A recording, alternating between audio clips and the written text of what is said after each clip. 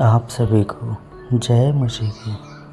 परमेश्वर आपकी ज़िंदगी में आपको आशीष प्रदान करे, यीशु मसीह के नाम में आमीन। आइए चलते हैं आज के इस पवित्र वचन की ओर। तुम्हारा परमेश्वर यह कहता है,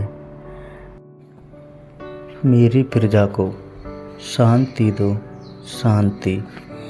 यरूशलेम से शांति की बातें कहो और उससे पुकार कर कहो कि तेरी कठिन सेवा पूरी हुई है, तेरे अधर्म का दंड अंगीकार किया गया है। यहोवा के हाथ से तू अपने सब पापों का दुगना दंड पा चुका है। किसी की पुकार सुनाई देती है, जंगल में यहोवा का मार्ग सुधारो।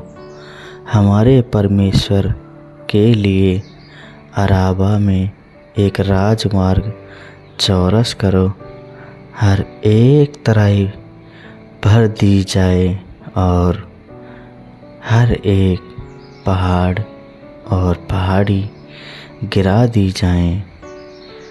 जो टेढ़ा है वह सीधा और जो ऊंचा नीचा है वह चौरस किया जाए।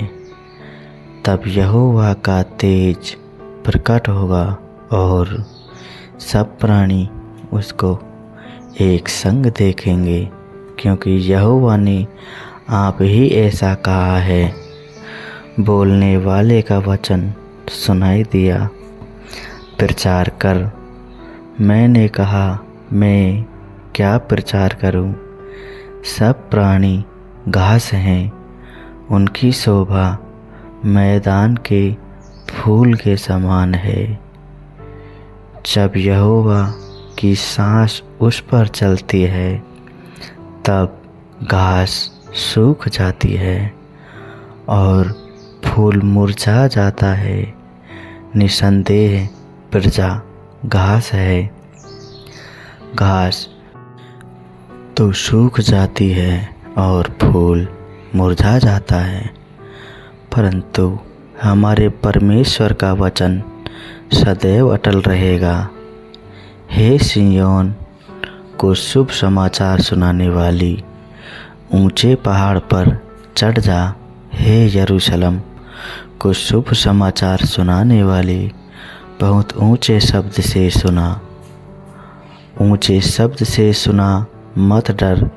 यहूदा के नगरों से कहे, अपने परमेश्वर को देखो। देखो, प्रभु यहोवा सामर्थ दिखाता हुआ, वह अपने भुजबल से प्रभुता करेगा। देखो, जो मजदूरी देने की है वह उसके पास है, और जो बदला देने का है वह उसके हाथ में है। वह चरवाहे की नाई अपने झुंड को चराएगा। वह भेड़ों के बच्चों को अंकवार में लिए रहेगा और दूध पिलाने वालियों को धीरे धीरे ले चलेगा। किसने महासागर को चुल्लू से मापा और किसके बित्ते से आकाश का नाप हुआ? किसने पृथ्वी की मिट्टी को नपवे में भरा और पहाड़ों को तराजू में और पहाड़ियों को कांटे में तोला है? किसने यहोवा की आत्मा को मार्ग बताया व उसका मंत्री होकर उसको ज्ञान सिखाया है?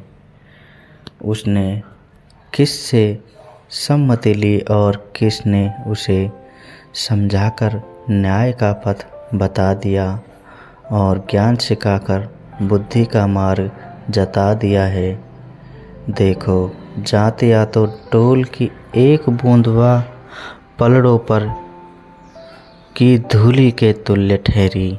देखो, वह दीपों को धूलि के किनको सरीखे उठाता है।